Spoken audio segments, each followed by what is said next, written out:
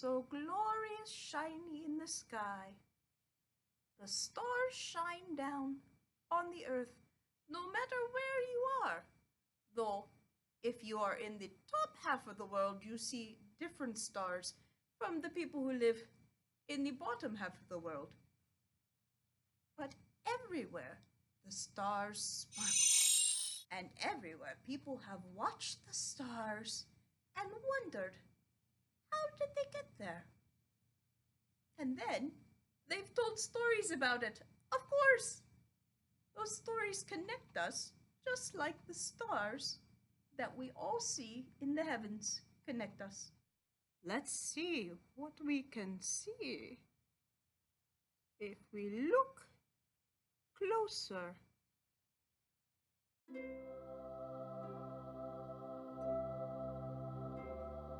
You may have heard some of these star stories if anyone has ever tried to teach you constellations. Constellations are stars that make patterns in the sky. These stars may be billions of light years away from each other in space, but from Earth, they look like pictures. And so people have given them names like Orion, the hunter, and Leo, the lion. The International Astronomical Union has taken names from the ancient Greek and Roman star stories for 88 official constellations. But there's no one correct story to describe these stars. The ancient Greeks said Leo was a lion, but the ancient Incas said it was a puma, and the ancient Chinese said it was a horse. To the ancient Greeks, Scorpius is a giant scorpion sent to sting Orion. But if you've seen the movie Moana, you know the story the Maori from New Zealand told about Scorpius better. It's the magic fishhook the demigod Maui used to pull the islands of New Zealand out of the sea. But some of the stories are curiously the same, even told by people who never met.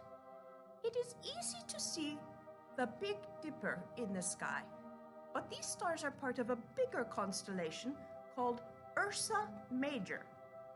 The Greeks said Ursa Major was a mother bear the god Zeus brought to the sky to save from hunters, and that this tight little group of stars, the Pleiades, were a group of 7 sisters running from the hunter Orion. Meanwhile, on the other side of the world, in what is now called New York, the Iroquois also decided that Ursa Major was a mother bear running from hunters, and that the Pleiades were another set of 7 siblings. But they were not sisters this time, but brothers. And they were not running, but dancing. Here's the story. The Dancing Stars, an Iroquois legend, retold and illustrated by Rockwell. Once upon a time, when the earth and sky were new, there lived 7 little brothers. They loved to play and dance in the forest, and no matter where they went, they always went there together. One evening at twilight, as they were returning to their longhouse from the forest, they heard from far, far away the sound of someone singing. The song was not like any song they'd ever heard before. It was so beautiful and mysterious, the 7 brothers completely forgot about going home. Instead, they danced off in the direction of the song. As the little boys danced, their feet seemed to grow lighter. Suddenly night came, and before long they could see the forest and the great long houses of their people stretched out far below them in the moonlight. They saw that they were dancing right up into the sky.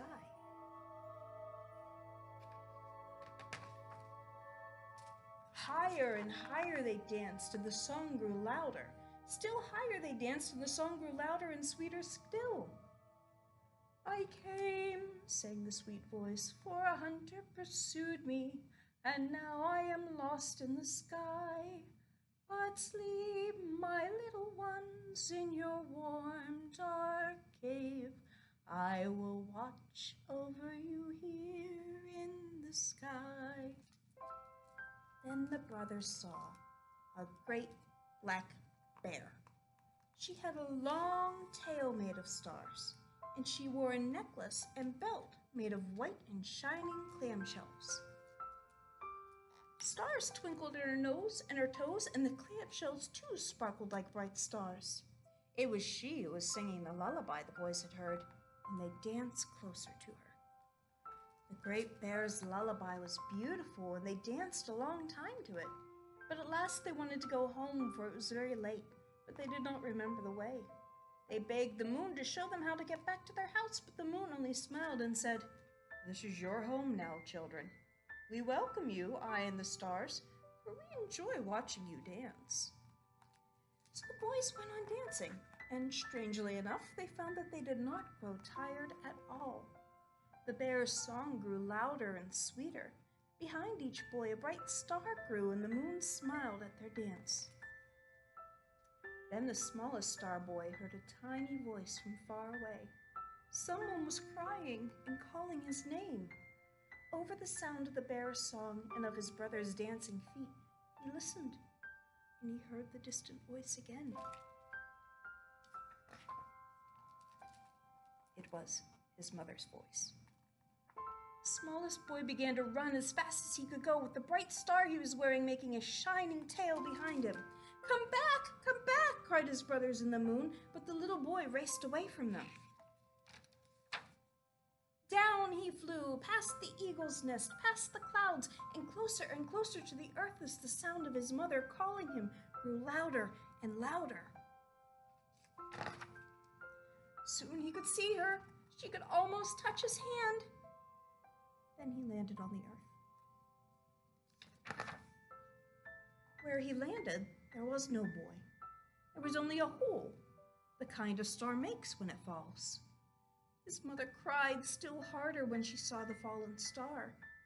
Then she looked up and saw her other boys dancing in the sky. "Stay there! Stay there!" she called to them over the great bear's song, for she did not want them to fall too. They heard her as they danced far away and high in the sky, and they nodded their heads to show her that they would obey. The mother wept for the fallen star. Where her warm tears fell, a little green shoot sprang up. Higher and higher the green shoot grew.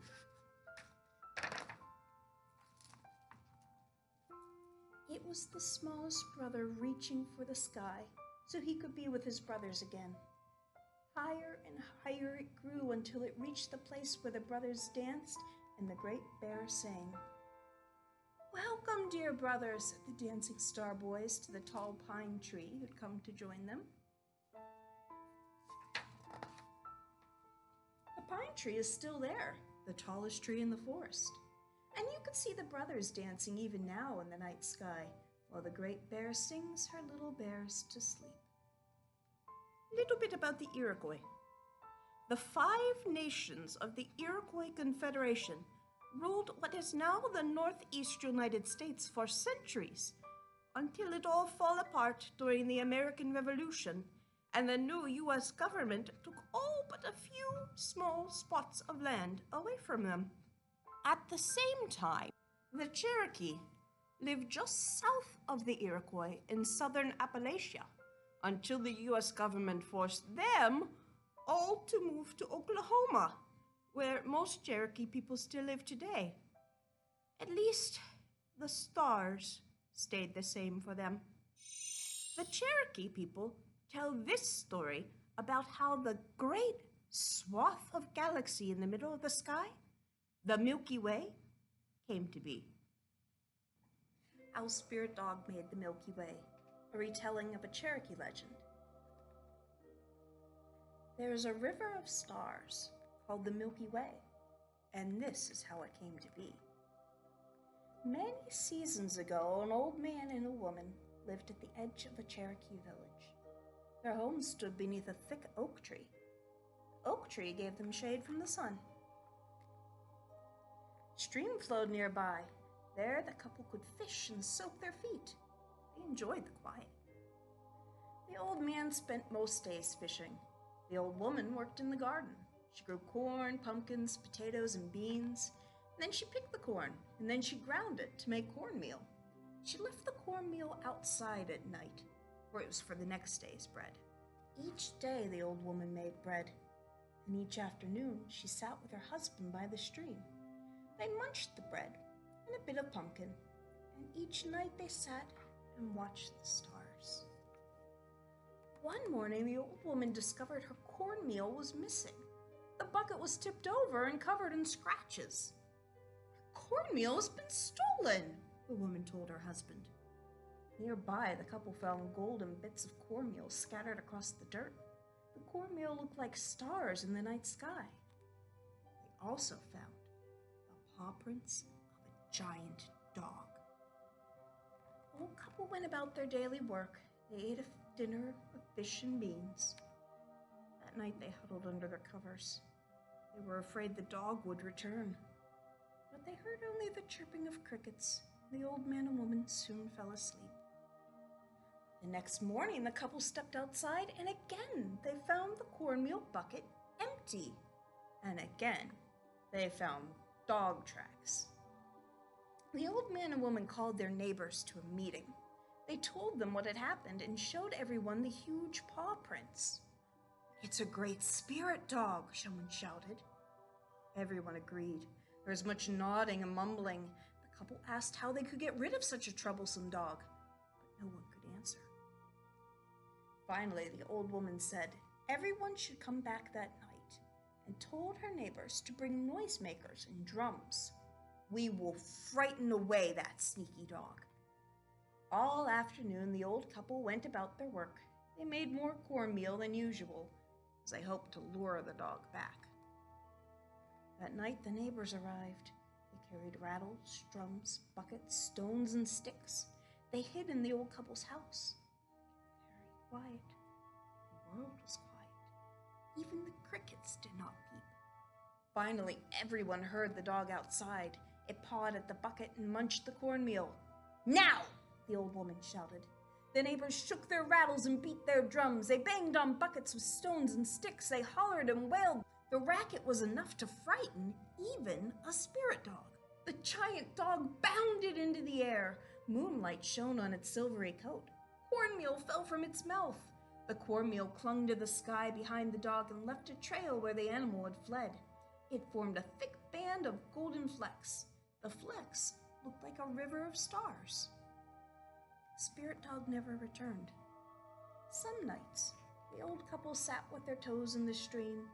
They stared at the dog's trail hanging in the sky. They remembered how their neighbors had helped scare the dog away. The end. This one is another story about the forming of the Milky Way. It's called The Legend of the Milky Way, retold and illustrated by Jeanne M. Lee. And it's a story from China. That's this big country in Southeast Asia. Long ago, in a small village in China, a peasant boy lived in a small house by the mountainside. His only friend was his water buffalo. Together they tilled the fields from daybreak to sundown. After work, the two friends relaxed on the riverbank, and while the buffalo swam, the boy played his flute. The boy became a young man. One evening, as he sat playing his flute, his music traveled up to the heavenly courts. The beautiful seventh daughter of the King of the Heavens, the Weaver Princess, heard his flute playing. The melody was sweet beyond words. So leaving her loom and the heavenly courts, she went down on the clouds in search of the sound. "Who are you?" the young man asked. "A weaver from far away," the princess answered. They talked and sang through the night, and soon the Weaver Princess forgot her heavenly home. She married the earthly young man and was happy with him in his small house. One day the old buffalo became sick. "Dear master," the buffalo said before he died, "when I'm gone, sew my hide into a cloak.